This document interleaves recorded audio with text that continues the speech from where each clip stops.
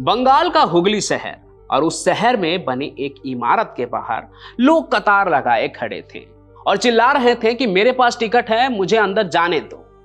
ये सब कुछ सुनने के बाद हो सकता है कि आपके मन में तस्वीर किसी सिनेमा हॉल या ऑडिटोरियम की बन रही हो, जिसके बाहर लोग टिकट लेकर लाइन लगाए खड़े हो। लेकिन अभी जो कहानी मैं बता रहा हूं, वहां लोग हुगली के सेशंस कोर्ट के बाहर लाइन लगाए हुए खड़े हैं और टिकट कोर्ट के अंदर चल रहे कार्रवाई को देखने के लिए लगा था। दरअसल उन दिनों कोर्ट के अंदर एडल्ट्री यानी रिश्तों में अवैध संबंध को लेकर एक ऐसा केस चल रहा था ना कि लोगों को इसमें बहुत दिलचस्पी थी।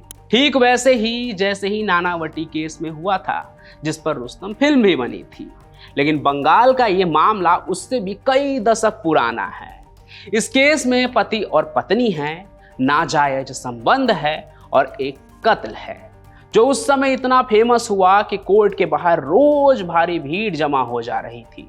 अंत में भीड़ को रोकने के लिए अंग्रेजी सरकार को टिकट लगाना पड़ा। लेकिन जब इसके बाद भी भीड़ नहीं रुकी तो एक नियम बना दिया गया। नियम ये कि अंग्रेजी बोलना पढ़ना आता हो, सिर्फ वही कोर्ट के अंदर जा सकता है। आलम तो ये था ना कि केस इतना फेमस हो गया था कि इस केस के नाम पर साड़ी और पान के डिब्बे, यहाँ तक कि सिर में लगाने वाले तेल भी बिकने लगे थे। तो सवाल ये है कि एडल्ट्री और मर्डर के इस केस में ऐसा क्या हुआ था जो लोगों के बीच इतनी बेचैनी और दिलचस्पी थी। तो इसमें दो चीज थी। पहला, पत्नी का किसी और से नाजायज संबंध, और दूसरा, ये नाजायज संबंध एक मठाधीश से होना। लेकिन ये पूरी कहानी क्या है, आइए आपको एकदम शुरू से बताता हूँ। तो ये बात जो है ना, वो 19वीं सदी के बंगाल की है, जब वहाँ अंग्रेजों का राज हुआ करता था और अंग्रेजों के बनाए हुए कानून भी चलते थे। लेकिन जिस वक्त की बात है ना, उस वक्त कानून से ऊपर रीति रिवाज, धर्म और सदियों से चली आ रही मान्यताओं का प्रभाव जो है ना, वो कानून से भी ज्यादा था। इसलिए एलोकेसी नाम की एक छोटी सी लड़की की उसके पिता बहुत ही कम उम्र में शादी करवा देते हैं, क्योंकि उन्हें अपने बेटी के लिए कुलीन ब्राह्मण परिवार का एक लड़का मिल गया था, जिसके मिलिट्री प्रेस में सरकारी नौकरी भी थी।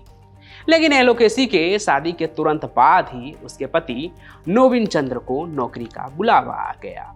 नौकरी उस समय के देश की राजधानी कलकत्ता में थी और बड़े शहर में भला पूरे दिन उसकी पत्नी अकेले कैसे रहती। इसलिए नोबिन उसे उसके पिता के पास ही कलकत्ता से 70 किलोमीटर दूर कुरुमुल गांव में भेज देता है, जहां नोबिन समय निकाल कर उससे मिलने जाया करता था अपनी पत्नी से। जिंदगी में सब कुछ बढ़िया चल रहा था, बस दिक्कत एक ही बात की थी कि कई कोशिशों के बाद भी नोबिन और एलोकेसी का कोई बच्चा नहीं हो पा रहा था। तमाम कोशिशों के बाद भी इस पर किसी ने एलोकेसी के पिता से कहा कि वो तारकेश्वर मंदिर के महंत को दिखाए अपनी बेटी को कि आखिर उसे बच्चा क्यों नहीं हो पा रहा है, क्या कारण है।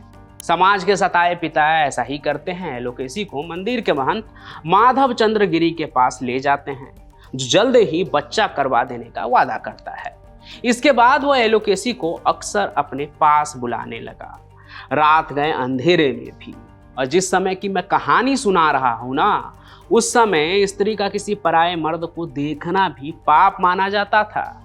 और यहाँ तो बात रात के अंधेरे में अपने घर पे अपने कुटिया में बुलाए जाने की थी। तो अब की बार जब नोबिन अपनी पत्नी एलोकेसी से मिलने आया तो बहुत से लोगों ने उसको ताना मार दिया इस बात का।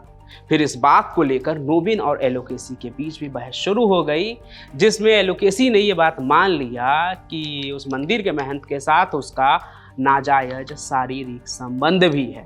फिर क्या, वो तारीख थी 27 मई 1873 की, जब खबर आई कि नोबिन ने मछली काटने वाले चाकू से एलोकेसी का सर धड़ से अलग कर दिया है।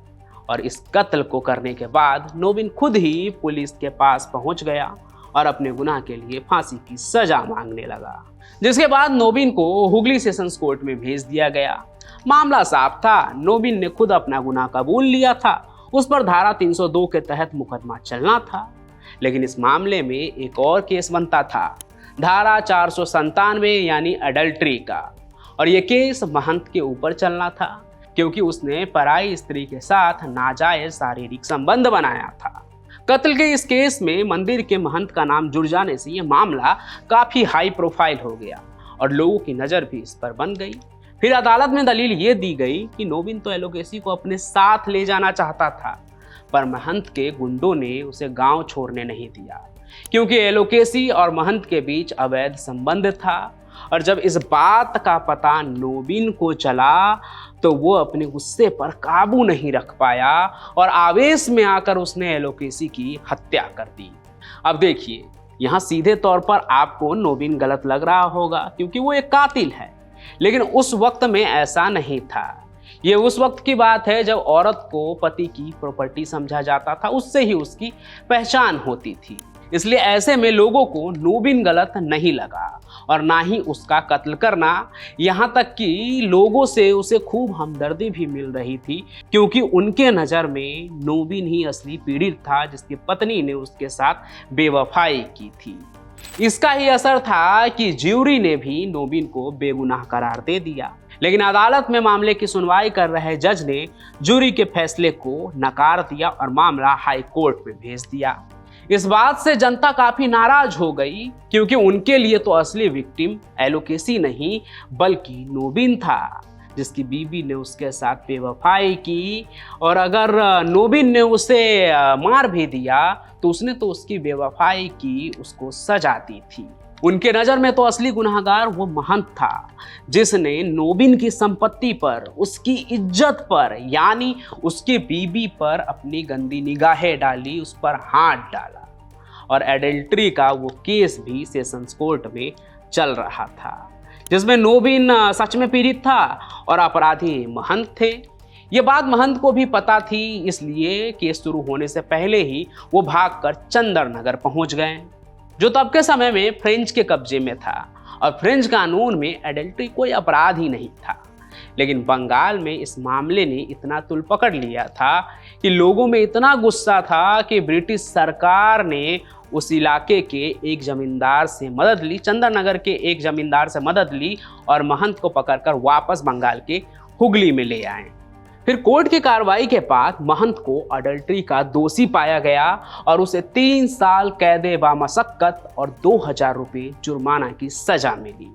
2000 रुपये उस वक्त के हिसाब से बहुत बड़ी रकम थी।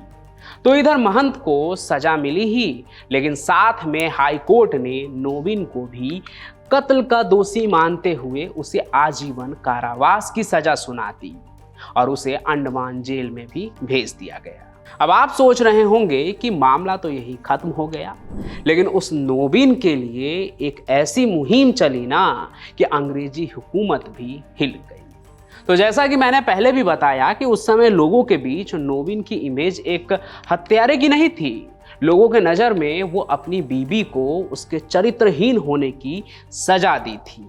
और तो और लोगों में इस बात का भी गुस्सा था कि महंत को सिर्फ 3 साल की सजा और नोबिन को आजीवन कारावास। अंग्रेजों के बनाए गए कानून को ऐसे भी कम तवज्जो देते थे लोग, इसलिए नोबिन के सजा के खिलाफ पूरे बंगाल में हस्ताक्षर अभियान शुरू हो गया।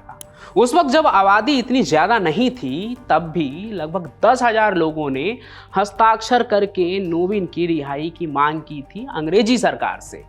सरकार को कुछ समझ नहीं आ रहा था कि वो अपने कानून के खिलाफ ही कैसे चले जाए, कैसे एक हत्या के दोषी को रिहा कर दे। लेकिन वो ये भी जानते थे कि भले ही भारतीय लोग गुलाम हैं, लेकिन वो अपने मान्यताओं को लेकर पक्के हैं और उन्हें डर था कि कहीं नोबिन के रिहाई की मांग किसी क्रांति में न बदल जाए। इसलिए लगभग 3 साल बाद ही नोबिन को भी रिहा कर दिया जाता है। अब आप यहाँ ये भी सोच रहे होंगे कि मंदिर के महंत माधव चंद्र गिरी का क्या हुआ। तो देखिए, 3 साल तक सजा काटने के बाद वो भी बाहर आ गया जेल से। हालांकि उस दौरान उन्हें बलात्कारी तक कहा गया, फिर भी जेल से वापस आकर वो दोबारा से तारकेश्वर मंदिर के महंत बना दिए गए। तो यही थी कहानी उस दौर के 19वीं शताब्दी के अडल्ट्री और मर्डर केस की।